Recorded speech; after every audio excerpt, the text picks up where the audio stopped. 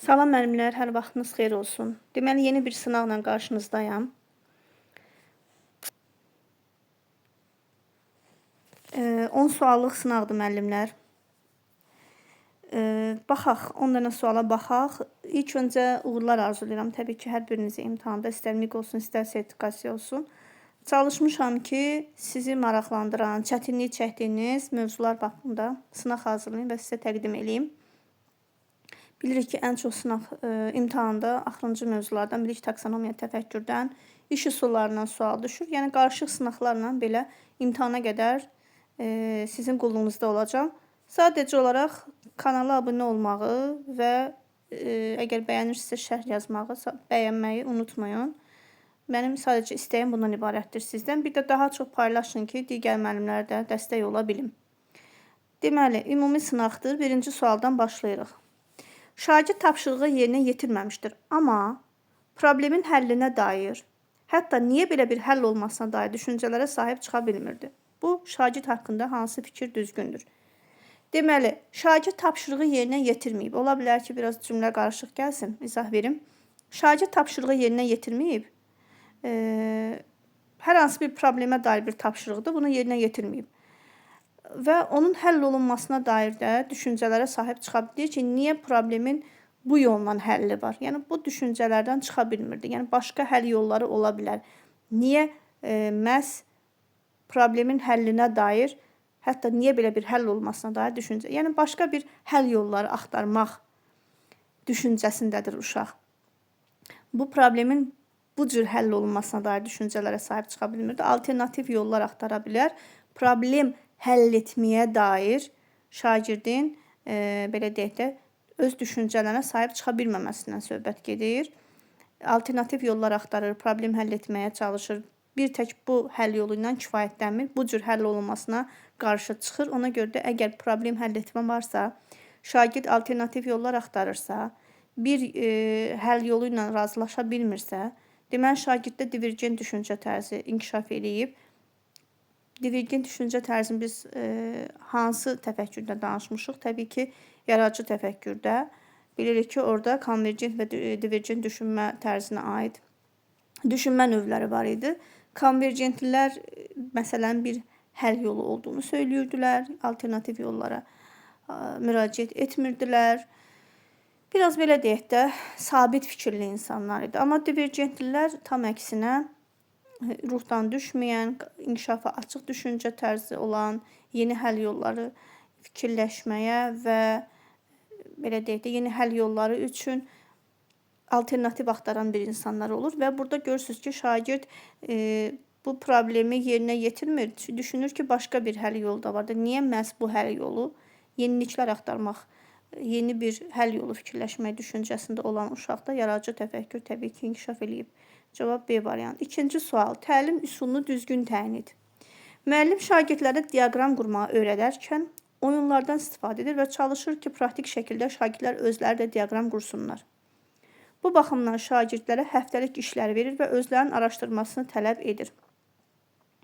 Deməli, müəllim diaqram qurmağı öyrətmək istəyir. Bunun üçün yəni müxtəlif oyunlardan interaktiv təlim metoduda istifadə edir ki, şagirdlər daha maraqla qarşılasınlar və özləri diaqram qurmağı bacarsınlar. Və həftəlik işlər verir və bunları araşdırmanı istəyir. Deməli, burada əgər bir problem təqdim edibsə, bir nəyisə öyrətməyi hədəfləyibsə, onun üzərində iş qurursa və araşdırma tələb edirsə, deməli, burada nəsə bir iş var və onun üzərində fəaliyyət gedəcəkdir. Yəni, çünki deyir ki, praktik şəkildə şagirdlər özləri də bunu eləsinlər. Mən kiməm üsulunu bilirsiniz ki, adətən humanitar dərslərdə istifadə olunur. Şagirdin belə deyək də, ya bir nəyisə başına qoyanda üstünə mən kiməm. Məsələn, hər hansı bir tutalım ki, şagirdə belə deyək ki, Səməd Vurğun haqqında danışıramsa, mən Səməd Vurğunun adını yazıram. Uşağın bir papaq kimi, bir nəyisə bir şey düzəldirəm. Başına taxıram, istifadə edir və uşaq həmin adamın adından xəbəri yoxdur, sinifə müraciət edir. Uşaqlar onun xüsusiyyətini sayırlar. Əgər Səməd Vurğun haqqında şagirdin biliyi varsa, məlumatı varsa, o alnına yazılan insanı tapacaq. Yəni, burada hər hansı bir iş getmir də, belə deyək. Nə olardı əgər tənqidi təfəkkürə aid olan bir strategiyadır və şagirdə hər hansı bir problemli situasiya verir. Deyir ki, məsələn, günəş olmasaydı nə baş verərdi? Yəni, burada hər hansı bir iş üzərində heç bir fəaliyyət icra olunmur. Sadəcə şagirdin düşüncələri, o haqda nə düşünürsə ona cavab verir. Yəni, münasibət bildirir də. Bloom kubu taksonomiyanın o 6 mərhələli mərhələsinə uyğun olaraq kub şəklində 6 üzlü olan bir təlim üsulu kub hazırlayır və hər kubun üzərinə taksonomiyanın bir mərhələsinə aid olan tapşırıq yazılır və şagird onu yuxarı tullayır. Yerə düşən üzü, hansı üzlə aid olan bir tapşırıq varsa onu icra edir. Yəni, burada hər hansı bir iş üzərində, belə deyək, problem üzərində iş icra olunmur. Qar topası üsulu isə belə deyək ki, problemi əvvəl şagird fərdi şəkildə başlayır, sonra yoldaşına müraciət edir, cütlərdə iş formasına keçir, sonra qruplarla, daha sonra bütün kollektivlə hər hansı bir problemi həll edirlər. Amma burada müəllim gör nə deyir? Deyir ki, həftəlik işlər verir və özlərinin araşdırması tələb edir. Təbii ki, bu insident üzərində işdir və cavab C variantı olacaq. Üçüncü suala baxırıq. Bina tikintisi zamanı torpaqların hansının yararlı olması ilə bağlı müxtəlif mənbələrdən araşdırmalar aparın. Müxtəlif torpaq tiplərinin tikintiyə nə dərəcədə yararlı olması müəyyən edin və sizcə şəhərsalmada hansı tip torpaq sahələrinin müəyyən edilməsi daha məqsədə uyğundur? Deməli, şagird burada araşdırma aparacaq, mənbələr üzərində iş gedəcək. Həmin torpaqların tipləri müəyyən olunacaq. Nə dərəcədə yararlıdır, yararsız deyil, bunun haqqında təhlil eləyəcək şagird ki, bu torpaq yararlıdırmı, bu bina tikintisi üçün yararlı deyilmi, hansı torpaq sahələri daha yararlıdır. Deməli, burada nə edəcək?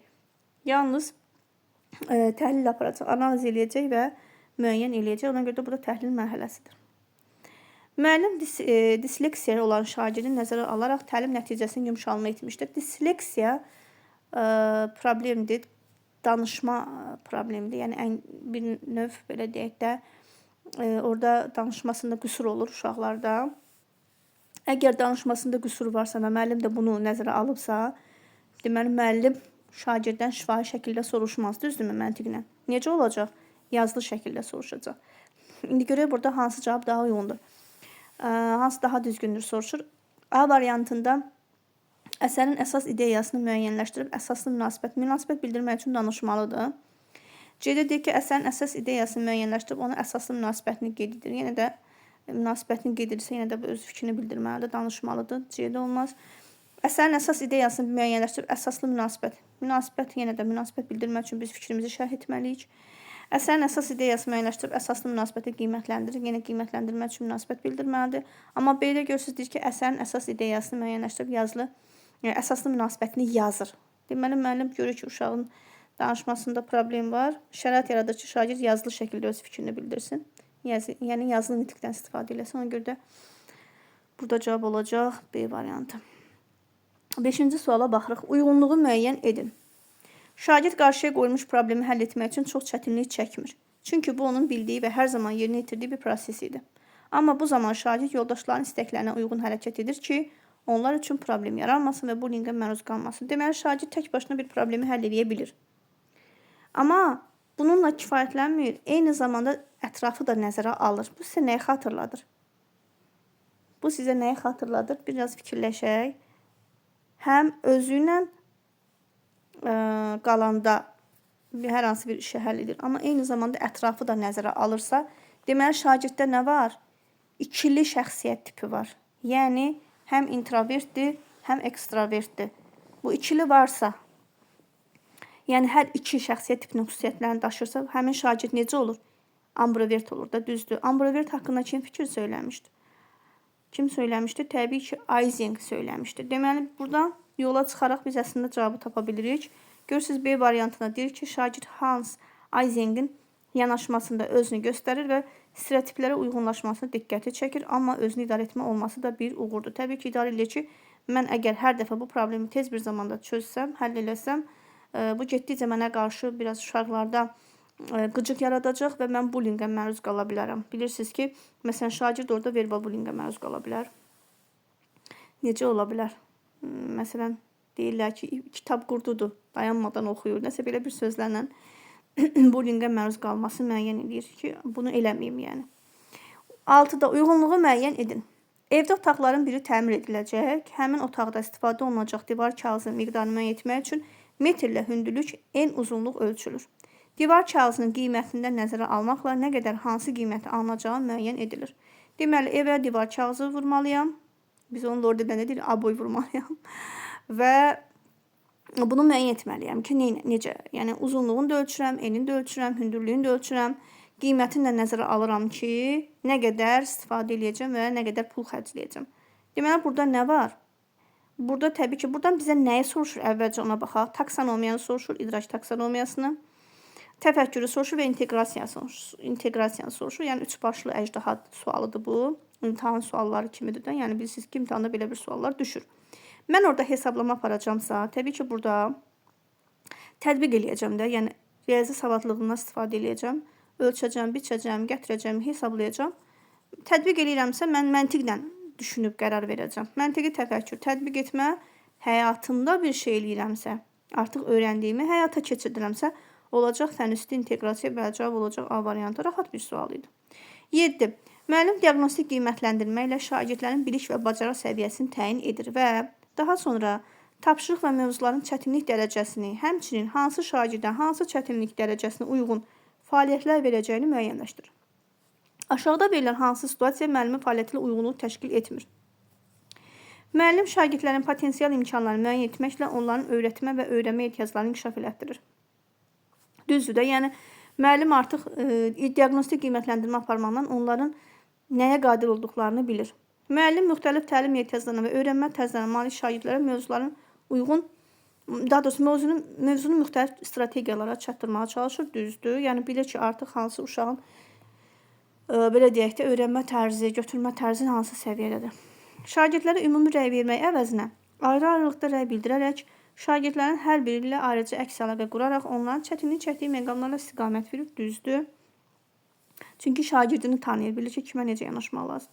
Müəllim sinifdə yarana biləcək konfliktlərin həlli üçün sinif iclası təşkil edir və problemi olan şagirdləri dinləyir və problemi həll etməyə çalışır. Bunun diaqnostik qiymətlərin heç bir əlaqəsi yoxdur müəllimlər. Diaqnostikdə o şagirdini tanıyır, akademik göstəricilərini bilir, kimə necə yanaşmasını öyrənir. Yəni burada konflikti əvvəlcədən mən diaqnostik qiymətləndirmə aparmaqla konflikti necə müəyyən edə bilərəm ki, gərək o konflikt baş versin və yaxud da baş verməməsi üçün müəyyən strategiyalar həyata keçirdə bilərəm. Yəni bunun diaqnostik qiymətləndirmənin heç bir əlaqəsi yoxdur. 8. Müəllim alt standartı həyata keçirərək təlim nəticəsi kimi elə həmin alt standartı götürür. Biz bildik ki, bu artıq icazə verilir ki, alt standartın özünü təlim nəticəsi kimi götürmək olar. 2. Təlim nəticəsi formalaşdırmağa nəzərə alınır. İcmal da bunu qeyd edir və öncədən hazırladığı halda dərsi tez bitirir. Müəllimin isə 20 dəqiqə boş vaxtı qalmışdır. Verilən cavabda hansı çıxış yolu ola bilər? Deməli, müəllim alt standart götürür. Elə onu təlim nəticəsi kimi istifadə edir. Hər şey eləyir, amma görür ki, dərs tez bitib, 20 dəqiqə tez bitib. Bunlardan hansı müəllim üçün çıxış yolu ola bilər? Peşəkarlıq və fərdi məsuliyyət etik davranış qaydalarını pozub müəllim planlaşmasını düzgün təşkil etməmişdir. Üstəlik 2 təlim nəticəsi götürülməsi tamamilə yanlış addımdır. Çevik olmaması və produktivliyin olmaması da mənfi xüsusiyyətlərdəndir. Burada müəllimi artıq yıxıb sürürük. Müəllim peşəkar olmasa, müəllim bilməz ki, alt standartı təlim nəticəsi kimi götürmək olar. Yəni, işini bilir əslində müəllim. Sadəcə olaraq orada boş zamanı qalıb. Bundan sonra nə etmək lazımdır? Buna baxmalıyıq. Burada müəllim haqqında negativ fikirlər söyləməklə o problem üçün çıxış yolu tapa bilmərik. Müəllim B planı nəzərə almamış və nəticədə dərsin uğursuz nəticələnməsinə gətirib çıxarmışdır. Nəzərə almaq lazımdır ki, müəllimin alt standartı olduğu kimi təlim nəticəsi götürməsi də yanlış addımdır. Xeyr, artıq icazə var ki, alt standart təlim nəticəsi kimi götürülə bilər. Birində düzgün götürmürük. Müəllimin planlaşmasında problem olması gözlənilən haldır. Müəllim qalan zamanı mütləq nəzərə almalı və yeni bir təlim nəticəsi şagirdlərə formalaşdırılmalıdır. Bundan sonraki planlaşmasında bunu nəzərə almalıdır. Bu düz ola bilər. Bunu qoyuruq kənara. Bu əslində dərsin nə qədər keyfiyyətli olmasını göstərir. Əlavə keçirilənlərin təkrarı onlar arasında kiçik möhkəmləndirmə işlərinin aparılmasına təkan verəcəkdir. Bu isə şagirdlərin il sonu üçün təlim nəticələrinin yiyələnməsinə daha çox kömək edəcəkdir. Əslində bir dərsi il sonu üçün götürmək düzgündür. Biz hal-hazırda həmin dərsdən danışırıq. Desəydik ki, dərs üçün təlim nəticəsi uğurlu olur, amma ilin sonu üçün bir dərsin təlim nəticəsi nə dərəcədə uğurlu olacaq? Olmayacaq. Müəllimin planlaşması, yəni diyeni də götürmürük. Müəllimin planlaşması ümumiyyətlə yanlış olduğundan sonrakı işlər haqqında danışmanın heç bir mənası yoxdur. Müəllimin addımı tamamilə yanlışdır. Təbii ki, bunu heç götürmək olmaz. Çünki müəllim orada görürsünüz ki, hansı detallara fikir verib. Deməli, burada düzgün variant nədir? Təbii ki, düzgün variant C variantı. Müəllimin planlaşmasına problem olması gözlənilən haldır. Ola bilər. Planlaşmasında problem ola bilər. Müəllim qalan zamanı mütləq nəzərə almalı. Yeni bir təlim nəticəsi şagirddə formalaşdırılmalıdır. Bundan sonraki planlaşmasında yəni artıq dərsin sonuna qədər şagirddə hər hansı bir nəticə formalaşdıra bilər. Yəni 20 dəqiqə az vaxt deyil. Amma ki, müəllimə yıxıb sürəyək ki, hə, bu düzgün deyildi, müəllim belə etməməli idi. Artıq bu baş veribsə, ümumiyyətlə, biz də həmişə nə dedik? Deyirik ki, problemin səbəbini yox, səbəbini axtarmırıq. Problemin həllinə odaqlanırıq ki, necə aradan qaldıra bilər ki, bunu etməsəydi, bu olmasaydı, bu baş verməsəydi, keçmişə yönlənmiş rəylər bizi maraqlandırmır. 9-cu sual. Hansı cavab YTS-nın inkişafını təmin? YTS nə idi? Yuxarı təfəkkür səviyyəsi. Ay, sağ ol. Eşitdim, düz deyirsiniz. Deməli, burada biz nə etməliyik? Dəyərləndirmə və yaratma mərhələsinə aid bir cavab seçməliyik. Çünki yuxarı təfəkkür səviyyəsi həmin mərhələləri özündə ifa edir. Metaforla təşbihi müqayisə edərək oxşar və fərqli cəhətlərini müəyyən edin. Fikirlərinizi nümunələrlə əsaslandırın. Nümunələrlə əsaslandırırıqsa, hazır bir material əsasında biz fikrimizi əsaslandıracağıq. Bizə yuxarı təfəkkür olarmı? Xeyr, aşağı təfəkkür uyğun hazırlanmış bir cavabdır. A-nı götürmürük. Pifagor teoremindən istifadə etməklə verilmiş üçbucağın hipotenuzun uzunluğunu müəyyən deyəndə hesablayacağıq. Bu da aşağı təfəkkürdür. Ölülər əsərində iştirak edən obrazları xarakterlərinə görə qruplaşdırın, onlara uyğun atalar sözləri müəyyən edin. Qruplaşdıracağıq, yəni anlayacaq ki, qruplaşdıracağıq. Bu da aşağı təfəkkürdür. Cümlələrin məqsəd və intonasiyaya görə növlərinə aid nümunələri yazın. Hansı növünə aid olduğunu izah edin. Anlayacaq ki, nümunə yazacaq və anlayacaq ki, izah eləyəcək. Yəni də aşağı təfəkkürdür. Amma C-də deyir ki, nə deyir? Şah İsmayıl Xətainin yerinə olsaydı nə edərdin? Mövzusunda mühakimə xarakterli esse yaz. Mühakimə xarakterli esse yazmaq dəyərləndirmə mərhələsidir. Yazıb da münasibət bildirə bilərsən şifahidə. Yəni bu yazmaq görüb tətbiq etmə götürməyin, yazmaq görüb yaradıcı götürməyin. Demişəm dəfələrlə imtahana da düşən bir şeydir. Mühakimə xarakterli mətin, mühakimə xarakterli nə isə bir esseyin özü bu dəyərləndirmə mərhələsidir. Üstəlik dedi ki, sən onun yerinə olsaydın nə edərdin? Yəni bu problemi necə həll edərdin? Problem həll etmədə yaradıcı təfəkkürdür. Yaratma mərhələsidir. Ona görə yuxarı təfəkkür səviyyəsi. Çünki hər kəs problem həll edə bilirmi? Xeyr, bunun üçün yuxarı təfəkkürə malik olmaq lazımdır. Nəhayət 10-cu sual. Hansı sinif üçün uğurlu fəaliyyət hesab edilmir? Yəni hansı fəaliyyət sinif üçün uğurlu hesab edilmir? Onu demək istəyir. Müəllim şagirdlərə tapşırıqlar üzərindən cütlər və qruplar şəklində birlikdə işləmək imkanı yaradır. Onların bərabər iştirakı nəzərdə tutulan və hər bir şagirdin töhfəsinin vacib olduğunu vurğulayan tapşırıqlar hazırlayır. Yəni müəllim burada hansısa bir səhvi varmı? Xeyr. Şagirdə diferensial yanaşır. Yəni şəxsiyyət yönümlü, belə deyək də, şəxsiyyət kimi yanaşır şagirdlər, subyekt kimi yanaşır, obyekt kimi yox. A düzdür. Müəllim dərsin sonunda təlim məqsədlərinə nə qədər çatdığını müəyyən etmək üçün refleksiya həyata keçirdir. Növbəti dərs hardan başlamalı olduğunu müəyyənləşdirir. Deməli, müəllim refleksiya təyin edir. Nə dərəcədə çatmışam təlim nəticəsinə, nə dərəcədə çatmamışam, çatmamışamsa, şagirdə hansı məqamlar qaranlıq qalıbsa, gələn dəfə oradan başlamağı hədəfləyir. Burada səhv varmı? Xeyr, yoxdur. Müəllim məzmunu şagirdlərə çatdırarkən onu anlaşıla bilən kiçik hissələrə bölür. Onların qazandıqları nailiyyətlər effektiv rəy verir, motivasiyanı yüksəldir. Bu da ki, yəni burada səhv varmı? Xeyr. Müəllim görsə ki, şagird deyək ki, çətinlik çəkir. Birbaşa tədris modelidir də bu. Hissələrə bölür ki, asanlıqla öyrənə bilsinlər və effektiv rəy verir ki, aha, bunun burada düzü elədin, açıqlama verir, təbii ki, spesifik rəy verir və motivasiyalarını yüksəldir, stimullaşdırma edir, bu da düzdür. Müəllim şagirdlərə imtahandan əvvəl stres və narahatlıqlarını idarə etməyə, kömək etmək üçün dərindən nəfəs alma, zehni sakit eləmək üçün bir neçə fəaliyyət elətdirir. Burada da səhv varmı? Xeyr. Uğurlu bir addımdır da, belə deyim. Amma Y-yə baxaq. Y-yə desən nəsə varsa da bu Y variantındadır. Çünki bura kimi səhv yoxdur.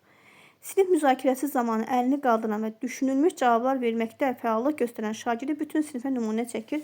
Təbii ki, bu düzgün addım deyil. Bir şagirdi nümunə çəkmək düz deyil. Digər şagirdlər tərəfindən həmin şagirdə qarşı qıcıq yarana bilər və şagirdlər özlərini dəyərsiz hesab edərlər. Sinifin bir parçası olduğunu hiss etməzlər. Müəllim bir şagirdi nümunə çəkə bilməz. Bir neçə şagirdə rəy bildirərdisə, bu daha yaxşı, uğurlu bir addım idi. Bu qədər müəllimlər. Ümidvaram ki, suallar xoşunuza gəldi və nəyisə təkrarladınız, nəyisə əlavə bir məlumat oldu sizə. Kanalı izləməyə davam edin. Mütləq ki, imtahana qədər daha çətin tipli testlər işlədəcəm, sınaqların izahını verəcəm. Testi də yerləşdirirəm açıqlama hissəsində. İstəyirsinizsə testi eləyin, sonra izaha qulaq asarsınız. Təşəkkür edirəm ki, dinlədiniz, minnətdarım.